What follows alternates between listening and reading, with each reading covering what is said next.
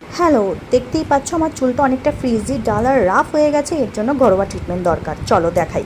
প্রথমে আমি নিয়ে নিয়েছি শ্যাম্পু আর তারপরে নিয়েছি স্পা ক্রিমটা। অনেক দিন আগে আমি এই স্পা ক্রিমটা কিনে রেখে দিয়েছিলাম। এটা লাভ বিউটি অ্যান্ড লাভ প্লেন্টে কোম্পানি থেকে কিনেছিলাম। তোমরা চাইলে অন্য কোম্পানির স্পা ক্রিমও কিনতে পারো অনলাইন থেকে, বা দোকানা থেকেও কিনতে পারো।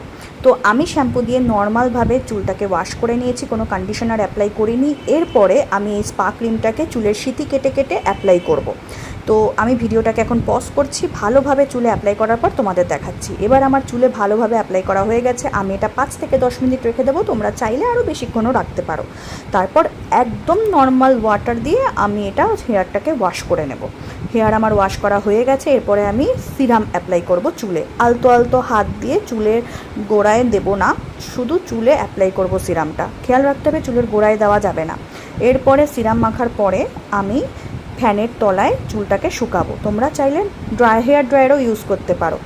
এইবার দেখবে চুল শুকানোর পরে চুলটা এত ভেতর দিয়ে সফট ফিলিং হবে, আর মাঝে মাঝে এরকম ট্রিটমেন্ট করলে চুলও ভালো থাকবে। পার্লারে যাওয়ার দরকার কি, সস্তায় যদি ঘরোয়া ট্রিটমেন্ট করেই চুল ভালো থাকা যায়, মাঝে মাঝে চুলের ট্রিটমেন্ট করতে তো ক্ষতি নেই। চলো দেখা হচ্ছে তাহলে নেক্সট ভিডিওতে। এখন যাই, টাটা।